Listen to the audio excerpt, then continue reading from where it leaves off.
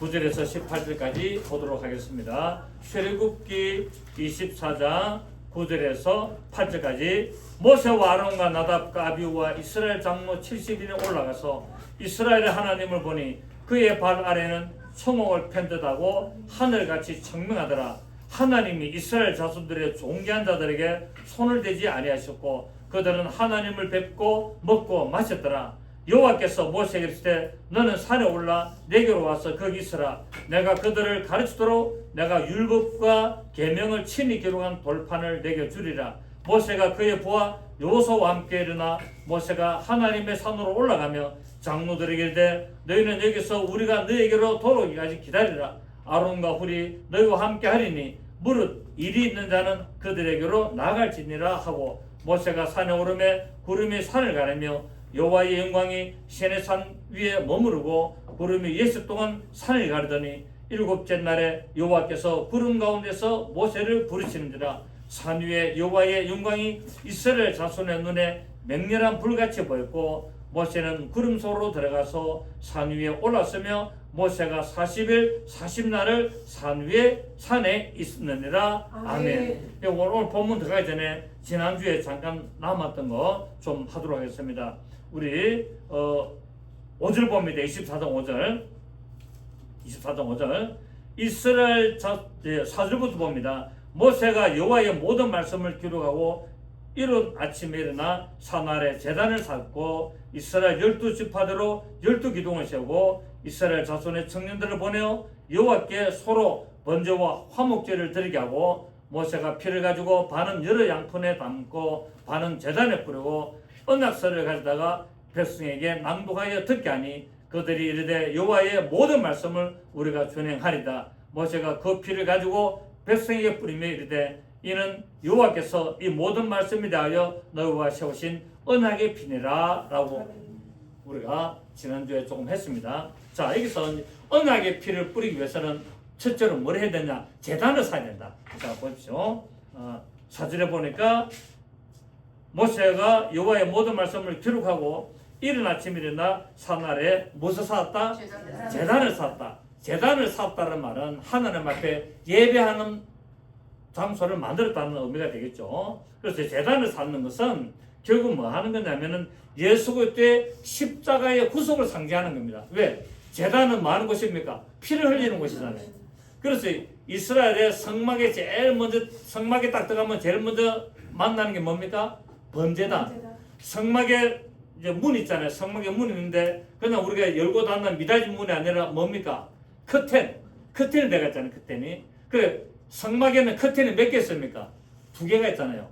맨 먼저 밖에 있다가 성막 안으로 들어가려면은 첫째 커튼을 열고 들어가야 돼요. 그 휘장이죠. 그것도 휘장인데 그걸 열고 들어가면은 이제 번제단이 있고 번제단에서 뭐 합니까? 짐승을 잡아서 피를 흘리고 불태워서 이제 하나님께 예배하게 되죠.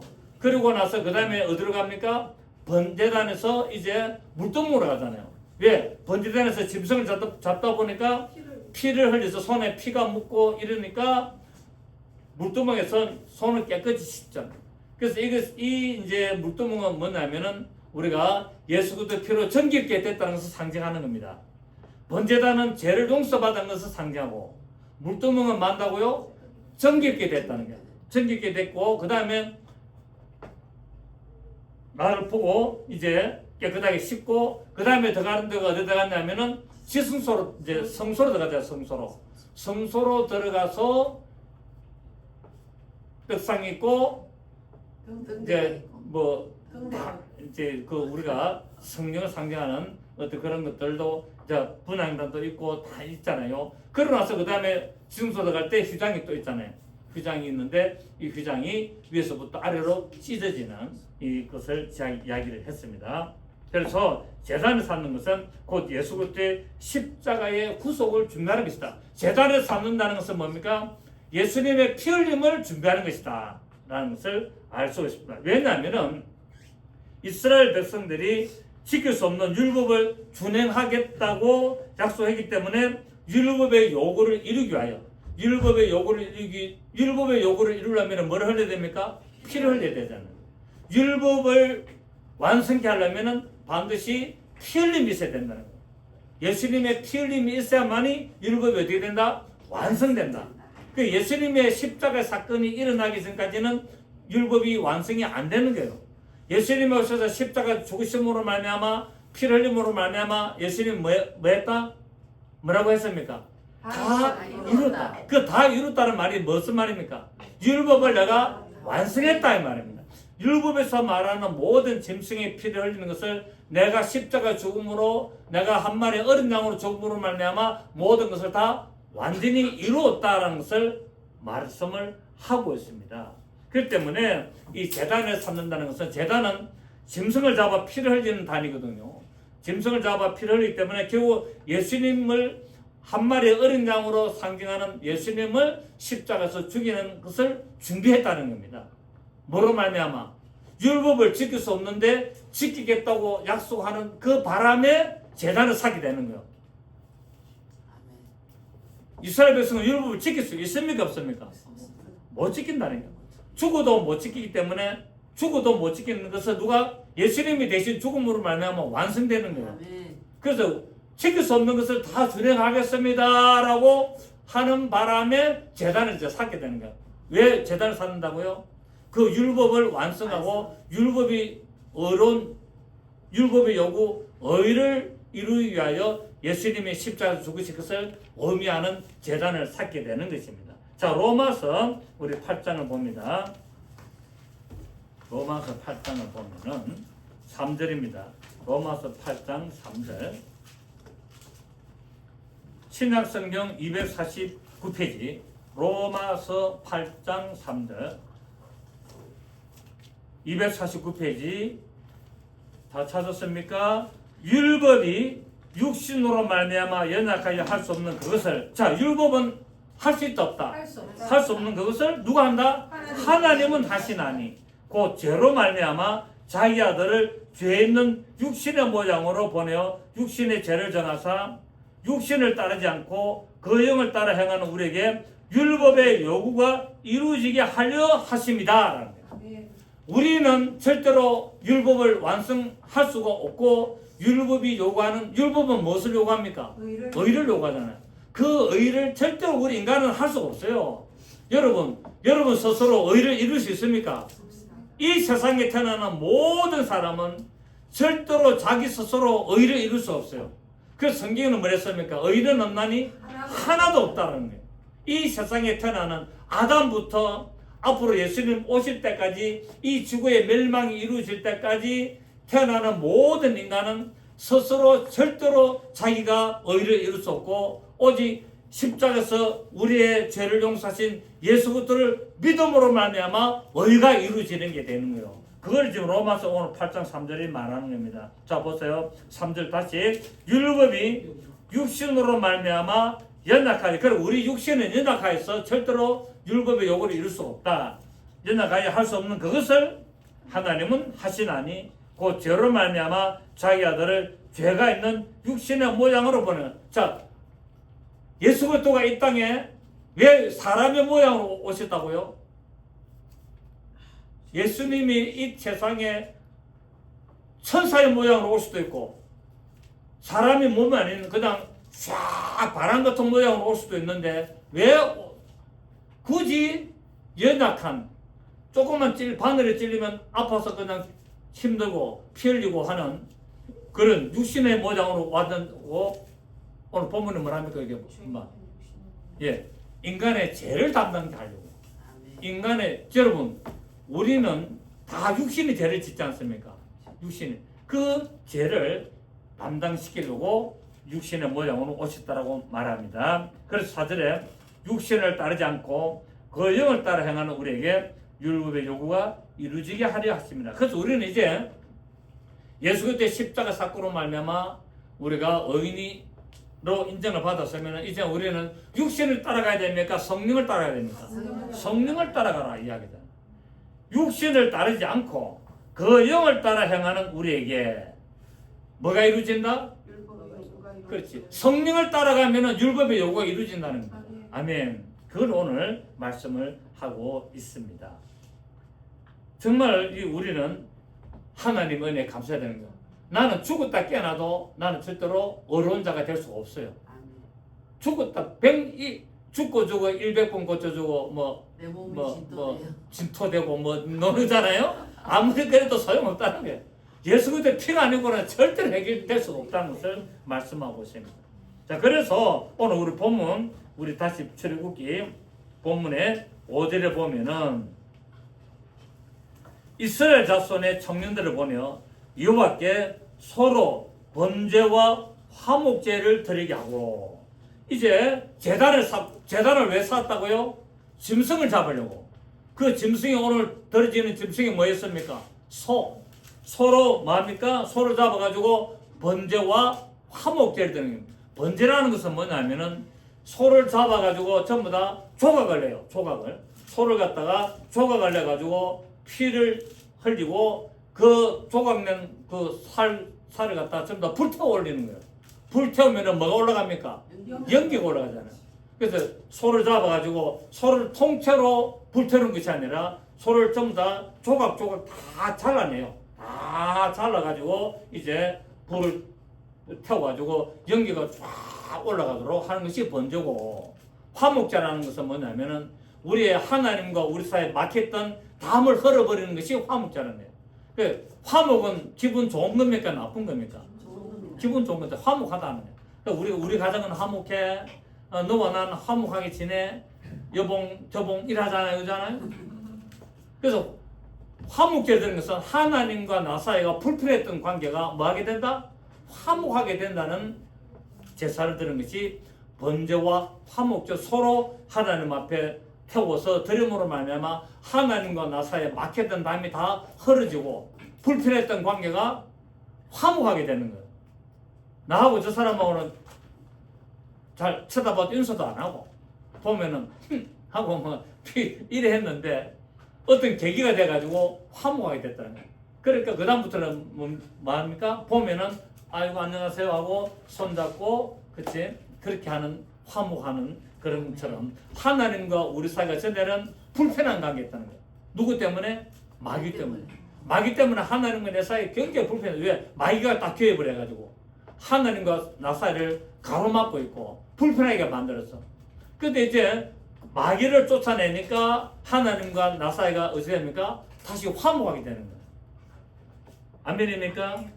그래서 이 번제와 화목제를 드리는 것은 예수 그리스도께서 십자가에서 하나님 앞에 번제와 화목제를 드림으로 말미암아 하나님과 우리 사이에 막힌 담을 완전히 흘려버리는 역할을 한 것이 십자가 사건을 상징하는 겁니다. 인정합니까? 그래서 십자가 사건으로 말미암아 뭐가 이루어지느냐? 율법의 요구가 이루어지는 거예요. 율법의 요구가 이루어지고 율법의 요구가 이루어지니까 의가 나타나잖아요. 그래 하나님이 보시기에 의가 나타나니까 뭡니까? 하나님 기쁘신 거라. 저 죽을 죄인들에게 의가 딱 나타나는 거예요. 그러니까 하나님이 그 어려운 자를 찾으세요. 성경에는 하나님은 누굴 찾는다? 어려운 자. 예수님이 이 세상에 처음 오실 때는 죄인을 찾으러 오셨어요. 의인을 찾으러 온 것이 아니라 죄인을 찾으러 오셨어요. 왜? 이 세상에 의인은 없기 때문에. 근데 다시 오실 때는 뭐를 찾으러 온다? 다시 오실 때는 죄인을 찾으러 온 것이 아니라 의인을 찾으러 오시는 거예요. 처음에는 죄인을 찾아서 예수님의 십자가 피로 의인을 만들고 그 의를 지키며 살아가는 자를 다시 데려가기 위하여 예수님이 두 번째 오시는 거예요. 그래서 처음에는 우리는 하나님을 알지 못했던 죄인이었으나 이제 예수 믿고 교회 다님으로 말미암아 의인이 되었고 이 의를 예수님 오실 때까지 뭡니까? 지켜나가는 거예요. 그래서 예수님이 어느덧 불현듯 나타나실 때 그때는 뭡니까? 의인된 자들을 다 데리고 가는 거예요. 그게 뭐냐? 공중휴거라는 거예요. 그래서 공중휴거는 누가 된다? 의로운 자들이 휴거되고 죄인은 땅에 남아. 그 죄인이 땅에 남는데 그 중에도 예수 믿는 사람들이 남아. 그들을 다시 어렵게 만들기 위해서 뭡니까? 대옥환란을 통과하게 만들어요. 대옥환란을 통과하게 만들어 말미암아 그 죄를 씻어내고 다시 어렵게 회복시켜서 다시 데려가시는 것을 말하고 있는 것이 바로 성경의 역사입니다, 여러분.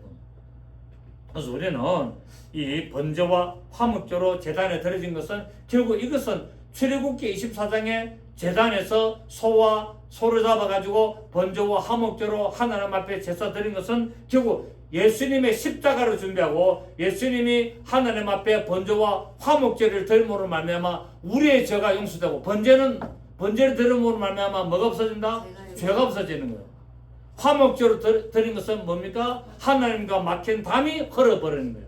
그렇게 결국 뭐냐? 죄가 없어져야 하나님과 화목하게 되는 거예요. 아멘. 그래서 번제와 화목제를 같이 드리는 거예요.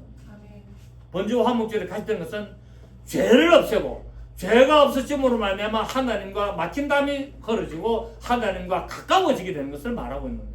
그 예수님의 십자가 사건은 우리의 죄를 없앨 뿐만 아니라 하나님과 우리 사이를 뭐한다? 소통하게 만들고 교제하게 만들고 밀접하게 만들고 화목하게 만드는 역할이 십자가의 사건이었다. 그래서 이 제단을 쌓고 청년들을 보내서 소를 잡아서 번제와 화목제를 드림으로 말미암아 죄가 없어져야 하나님과 친밀한 교통이 이루어지고 정말 하나님하고 온전한 교제가 이루어지는 것을 말하게 됩니다.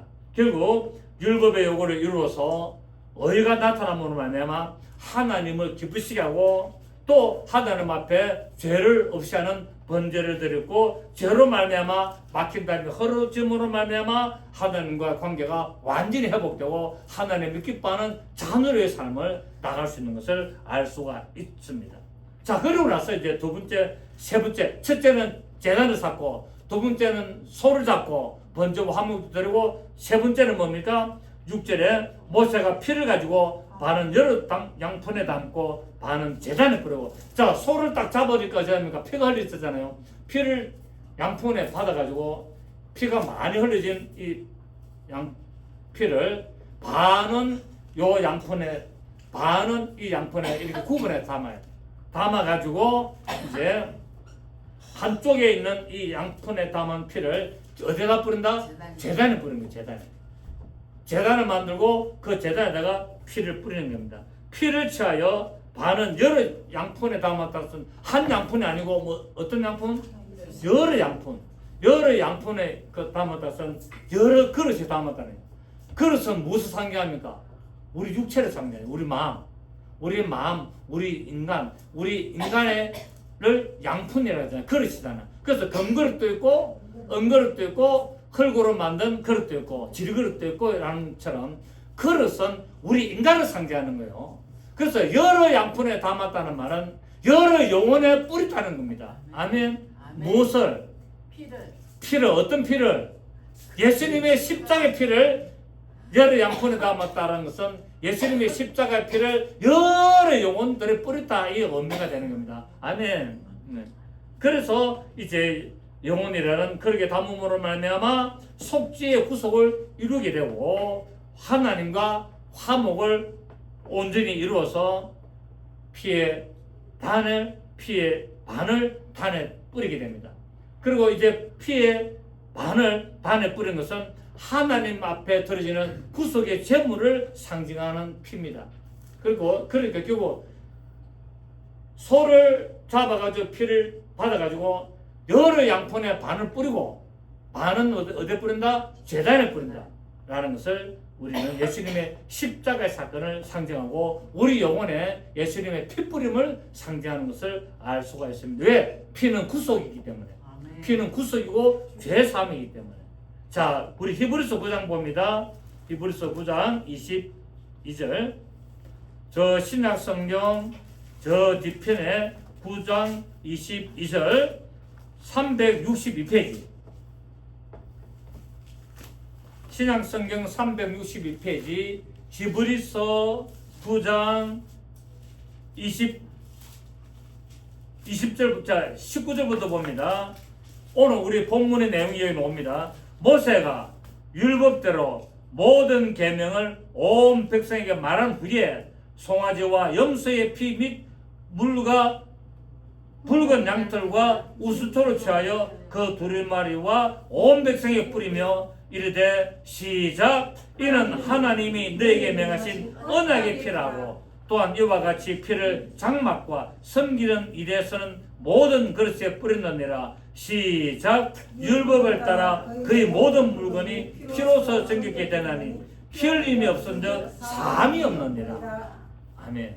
그래서 오늘 본문에 오늘 24장의 6절에서 말하는 이 풋비림의 사건을 바로 사도 바울이 히브리서 오늘 금방 읽었던 이 20절에서 19절에 20에서 22절까지 설명을 잘하고 있습니다.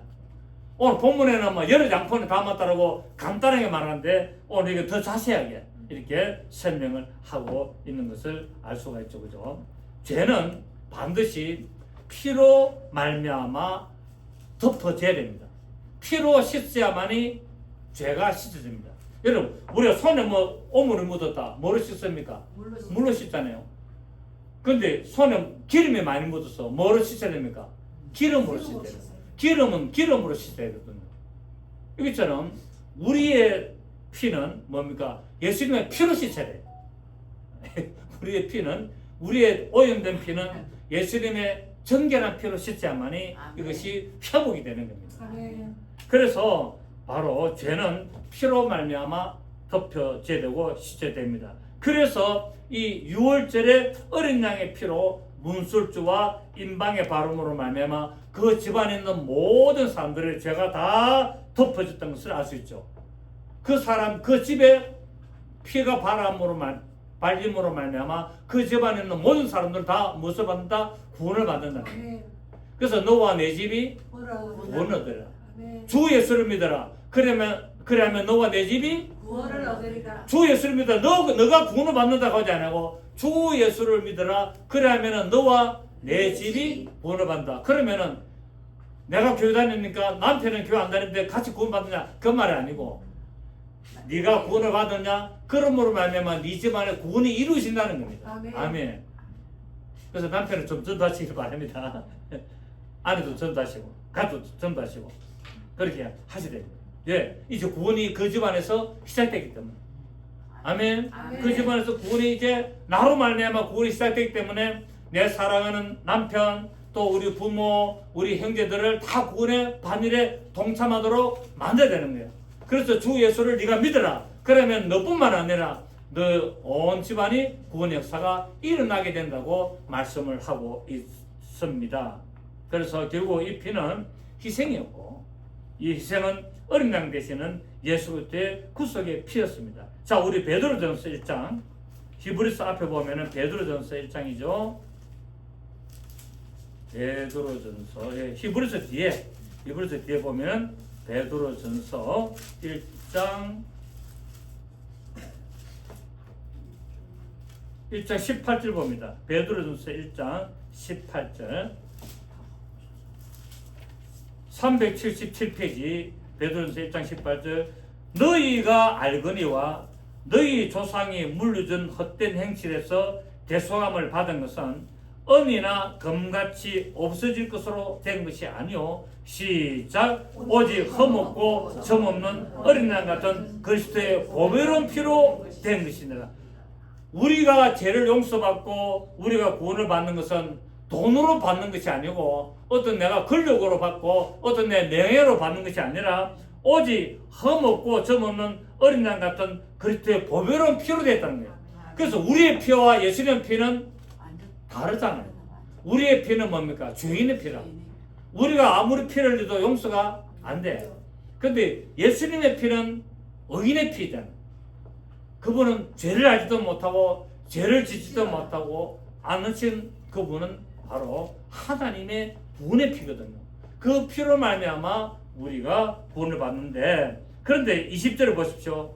그 피는 그는 시작 창세 전부터 미리 알리신 바 되나 이 말세에 너희를 위하여 나타낸 바 되었다라고 말합니다. 그러니까 예수님이 십자가에서 피 흘려 죽으시는 것은 아담이 범죄함으로 말미암아 구원하려고 온 것이 피를 흘린 것이 아니라 이미 창세전에 이미 흠없고 점없는 그리스도의 보배로운 피를 흘리도록 되셨다는 거예요. 네. 언제부터? 창세전 하나님이 영원 전부터 홀로 계실 때 그때 이미 하나님 안에는 피를 흘리도록 존재하신 거예요. 이게 얼마나 어마어마합니까 이게.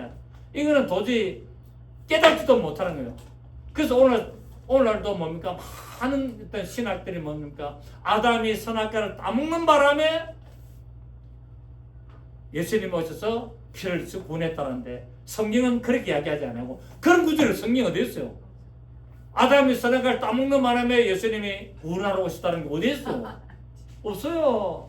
성경에는 전부 다 뭡니까? 영원 전부터 창세 전부터 그분이 피를 흘리도록 계셨다라고 다 성경은 이야기하고 있어요. 그걸 따라서 선악과를 따먹게 된 거예요. 그것도 그냥 하나님이 따먹도록 유도하면 안 되기 때문에 인간이 아담이 자기 인격으로 따먹도록. 그래서 그 따먹도록 누가 개입합니까? 마귀가 딱 개입을 하는 거예요. 마귀가 개입을 해서 아담이 선악과를 따먹도록 하는 거예요. 그래서 마귀는 영원한 죄인이라. 마귀는 영원한 죄인이 거기서 나오는 거예요. 그 증거가 딱 잡힌 거예요. 아멘. 이게 성경의 원리고 이 성경의 비밀입니다. 근데 성경은 너무나 쉽다 어렵다. 너무나 쉽다.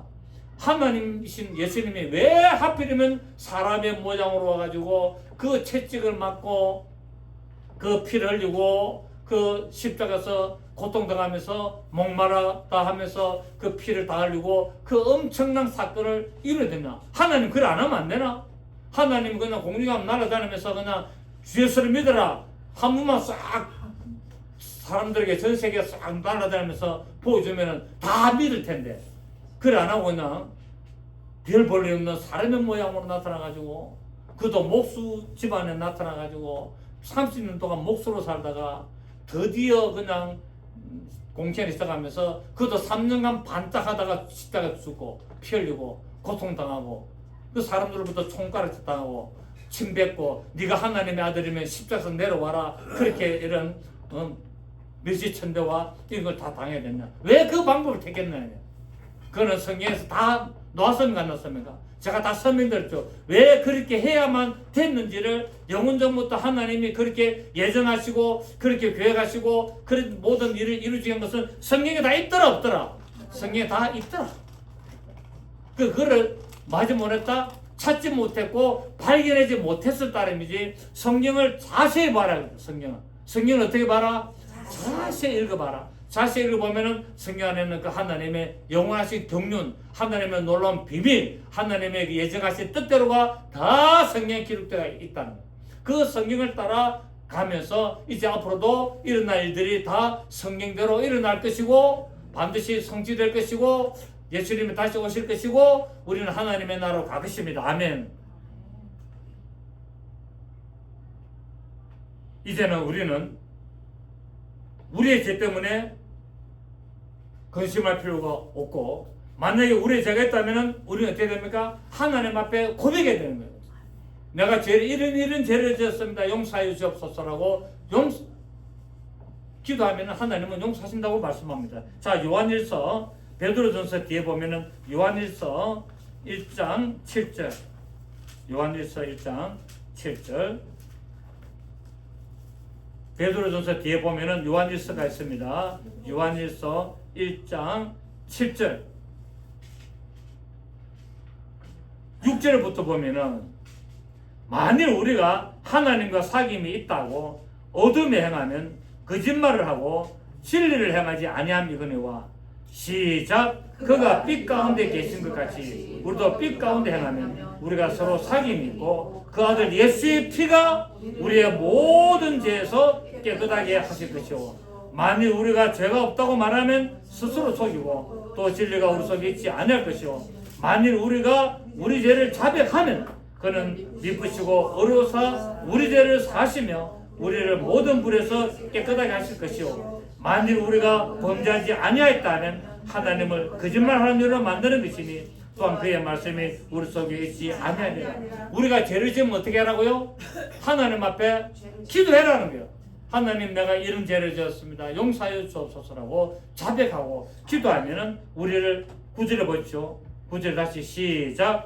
만일 우리가 우리 죄를 자백하면 그는 미쁘시고 어로사 우리 죄를 사시며 우리를 모든 불에서 깨끗하게 하실 것이다.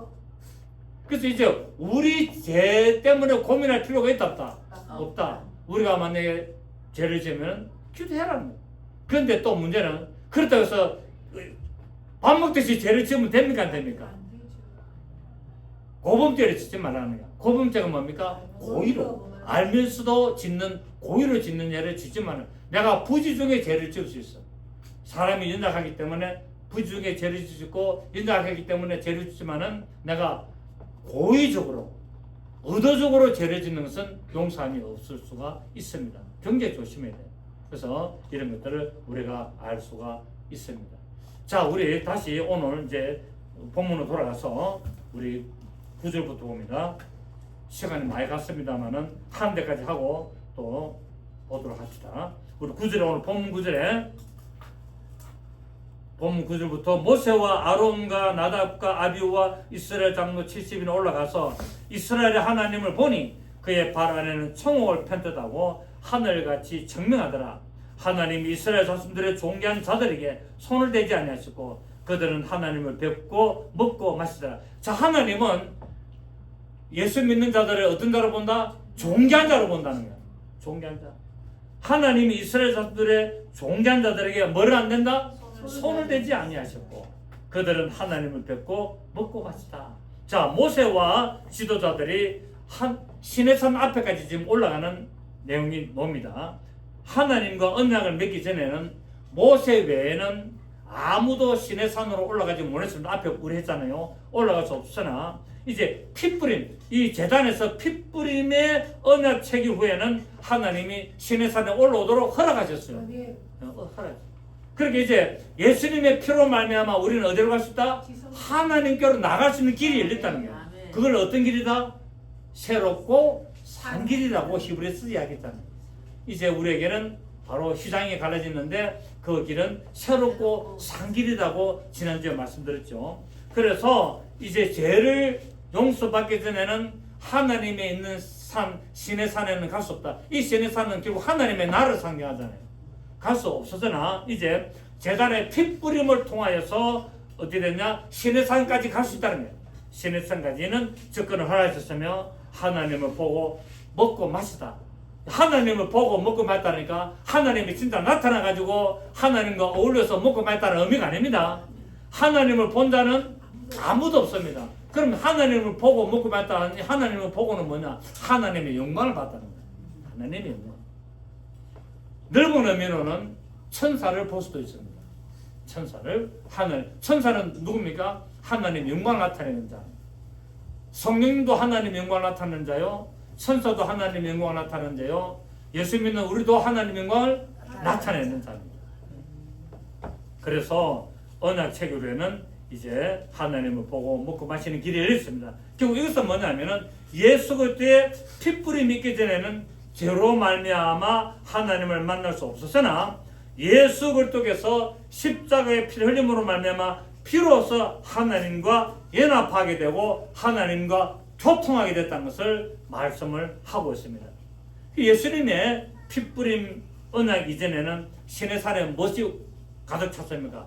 구름이 빽빽하게 찼잖아요. 구름이 빽빽하게 찼다는 것은 앞을 볼 수 있다 없다? 하나님의 영광을 볼 수 없었어요. 구름이 빽빽하게. 그러니까 핏뿌림이 있기 전에는 시내산 모세가 올라갈 때도 구름이 빽빽하게 있다고 있잖아요. 그죠? 우리 했잖아요. 안 했습니까? 했잖아요. 빽빽하게 있었는데 이제 핏뿌림 이후에는 시내산에 올라가도 구름이 있다 없다? 구름이 없고 하나님의 영광이 나타나서 하나님을 뵙고 먹고 마시는 이런 일이 일어났습니다. 그래서 하나님의 영광이 나타내는 구름이 빽빽하고 어둡고 우박과 뭡니까? 번개와 우레가 벙벙벙 치고 있는데 이제는 하늘이 어떻게 됩니까? 청명하고 하늘이 어떻게 됐다? 청명하고 발 안에는 뭡니까? 청옥이 편득하지. 청옥이 뭡니까? 아주 그냥 아주 파란 어떤 그런 색깔들이 쫙 펼쳐지는 거예요. 그 우리가 어떤 사진이나 어떤 그런 그 그림 같은 거 보면은 산에 보면은 뭡니까? 아주 막 파란 어떤 그런 쫙 하늘이 쫙 펼쳐지는 것처럼 그런 하늘이 청명하고 하나님의 발 아래는 청옥이 아주 편듯했다라고 말합니다. 자, 여기서 청옥은 푸른 사파이어죠. 푸른 사파이어로서 요한계시록이 뭡니까? 요한계시록에 12진주하고 이런 그 새 예루살렘 성에 쫙 녹이 되죠. 그래서 청옥은 푸른 삿발로서 이 말은 청옥은 뭐냐면 하나님은 점도 험도 없다는 거야. 점도 험도 티도 주름 잡힌 것도 없는 성결함을 강조하는 것이 청옥이라는 거예요. 청옥. 그래서 청명한 하늘은 하나님의 거룩을 상징하고, 청명한 하늘은 무엇을 상징한다? 하나님의 거룩하심을 하나님이 계신 곳은 어떤 곳이다? 거룩한 곳이다. 그리고 하나님의 발 아래는 이런 청옥이 펴 있다는 것은 바로 하나님에게는 점도 없고 험도 없고 티나 주름 잡힌 것이 없는 완전 무결하신 분이다라는 것을 의미를 하고 있습니다. 그래서 하나님께서는 백성들에게 무엇을 말하냐? 청결한 마음을 요구하십니다. 청결한 마음. 그래서 예수님이 산상수훈 마태복음 5장 8절에서 마음이 청결한 자는 복이 있나니 저희가 하나님을 볼 것이요. 아멘. 자, 우리 다 보면 마태복음 5장 8절. 마태복음 5장 8절 봅니다. 다 찾으셨나요? 시작. 마음이 청결한 자는 복이 있나니 그들이 하나님을. 자, 지금 이 장로들하고 이 사람들이 지금 시내산에 올라갔는데 하나님은 어쨌다? 보고 먹고 마셨는데 그때 그 환경이 어땠습니까? 어땠어요? 하늘이 청명하고 하나님의 발 안에는 청옥. 그렇지. 그 청옥은 무엇을 요구한다? 청결함을 상징한 청결함을. 그래서 바로 마음이 청결한 자가 하나님을 보게 된다고 예수님께서 말씀을 하셨습니다. 그렇습니다. 하나님께서 원하시는 청결한 마음은 인간의 노력으로 얻어지는 것이 아니고 오직 예수 그리스도의 피뿌림과 성령의 임자심과 인과심을 따라가야만이 마음이 청결한 자가 됩니다. 아멘. 자, 그래서 야고보 3장 봅니다. 야고보서 아까 베드로전서 앞에 있죠. 베드로전서 앞에 야고보서가 있습니다. 히브리서 뒤에 야고보서 3장 17절. 야고보서 3장 17절 373페이지. 373페이지. 야고보서 3장 17, 18절 시작. 오직 위로부터 난 지혜는 첫째 성결하고 다음에 화평하고 관용하고 양순하며 공의와 선한 열매가 가득하고 평명과 거짓이 없나니 화평하게 하는 자들은 화평을 심어 의의 열매를 거두느니라. 아멘. 위로부터 난 자는 첫째는 뭐하다? 청결하다. 청결하다. 그 다음에는 화평하고. 그래서 우리는 이 바로 성결하고 청결한 마음으로 하나님을 만나는 역사가 있어야 될 줄로 믿습니다. 그리고 오늘 하나님께서 말합니다. 돌판을 내게 주겠다라고 말하고 있습니다. 돌판을. 우리 본문에 다시 돌아갑니다. 본문에 다시 돌아가면은 12절 보면은 오늘 출애굽기 24장 12절 여호와께서 모세에게 이르시되 너는 산에 올라 내게로 와서 거기 서라. 내가 그들을 가르치도록 시작. 내가 율법과 계명을 친히 기록한 돌판을 내게 주리라. 하나님께서 모세를 이렇게 다시 부르신 것은 십계명을 기록한 언약의 돌판을 주시고 성막 건축의 양식을 주시기 위함이었습니다. 그런데 첫 번째 돌판은 이스라엘이 아론으로 하여금 금송아지를 만들어 숭배했기 때문에 깨트려졌습니다. 그래서 돌판을 몇 번 받습니까? 하나님으로부터 2번 받아요. 2번. 첫 번째 돌판을 받아가 내려오는데 백성이 마구습니까? 금송아지 만들어가지고 난리 법석하고 있잖아요. 그래서 이 돌판을 어떻게 합니까? 던져서 깨트리잖아요. 이것은 뭡니까? 바로 말씀이 육신 대신 예수 그리스도께서 죽으시는 것을 상징하는 우상 숭배라는 백성들을 위하여 죄를 위하여 죽으시는 것이 첫 번째 돌판이 깨트려지는 거예요. 금송아지 사건으로 말미암아 무엇이 깨트려진다? 금송아지 말모로 말미암아 첫 번째 돌판이 깨트려진 거예요. 결국 우상 숭배로 말미암아 예수님이 십자가에서 죽으시는 거예요. 그 상기하는 겁니다. 그리고 다시 두 번째 돌판을 받아와가지고 어디로 있습니까? 법궤 안에 있잖아요. 그래서 두 번째 죄용삼을 받아서 하나님의 말씀을 가지고 온 성령을 임재하신 성령의 임재가 이제 우리 마음에 임하게 되는 것을 두 번째 돌판을 상징하는 겁니다. 아멘. 그래서 우리는 이것을 알 수가 있고, 그리고 이제 요소와 함께 올라가죠. 요소와 함께 본문 13절 봅니다. 본문 13절 시작. 모세가 그의 부하 요소와 함께 일어나 모세가 하나님의 산으로 올라가며, 위대한 사역자 이면에는 항상 뭐가 있습니까? 충실한 헌신적인 동력자가 있다는 거예요. 그래서 모세한테는 항상 누가 있습니까? 요수아. 하나님의 선, 신의 선 앞에까지 간 데까지 누가 따라갑니까? 요수아. 모세는 예수 그리스도고 요수아는 성령을 상징하잖아요. 예수님과 성령은 항상 함께하는 걸 상징하고 말씀하고. 그래서 예수님이 모세가 죽고 나니까 그 직분을 누가 이어받습니까? 요수아가 이어받. 그 예수님이 십자가 죽으시고 승천하니까 누가 지도자입니까? 성령이 모시는 것. 이걸 또 상징하고 있는 거예요. 그래서 모세와 요수아는 항상 이렇게 동력하고 있는 것을 말씀하고 있습니다. 하나님의 사역은 거룩한 공동체가 연합이 되어야 되는 것을 말하고 있죠. 그래서 저하고 여러분은 뭡니까? 저하고 여러분의 동력자 아닙니까? 어떻게 보면은 좀 표현이 좀 이상합니다만, 제가 모세가 되면 여러분은 뭡니까? 요수아가 되는 거예요. 항상 같이 가요. 그래서 모세와 요수아는 언제까지? 끝까지 간다. 끝까지 간다. 저하고 끝까지 가실래요? 아멘. 저하고 끝까지 가다가 소천하면은 그 얼마나 좋습니까? 아무것도 아닌 것 같고 삐끼가지고 나가가지고 그래가지고 소천해봐야 뭐 천국은 가지마. 얼마나 아무것도 아닌데, 아주 사소한 거 아무것도 아닌 가지고 삐끼가지고 그렇게 하면 뭐가 좋겠어요? 맞지 않습니까?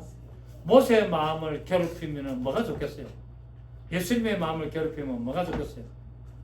그렇지 않습니까? 또 담임 목사의 마음을 자문했으면, 담임 목사 자문했으면 뭐 그렇게 해야 되지만 자문한 게 없고 제대로 하는데 삐끼가 있고 자기 기분 나빠서 그렇고 막 주위에 흔들려 그렇다 하면 그것도 또 좀 문제 아니겠나 합니다. 그래서 좀 끝까지 같이 가는 게 좋다. 같이 가는 게 좋다. 그래서 우리는 이처럼 모세와 요소와 함께 하나님의 종으로서 성령의 도구로서 겸손히 쓰임 받는 것을 보게 됩니다.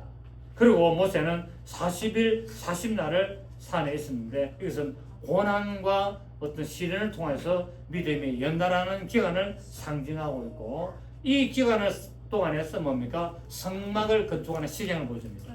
40일 40날을 산에서 금식하며 있을 때 그 과정을 통과하고 나니까 뭐를 보여준다? 성막의 모양을 보여줍니다. 그래서 우리에게도 어떤 이런 고난의 과정이 겪어지면 뭡니까? 우리 속에 완전한 성진이 이루어지는 거예요. 그걸 의미하는 겁니다. 아멘. 그래서 우리는 고독하더라도 하나님의 성진이 내 안에 이루어진다. 그래서 그 고독의 과정을 뭐 해야 된다? 통과해야 된다.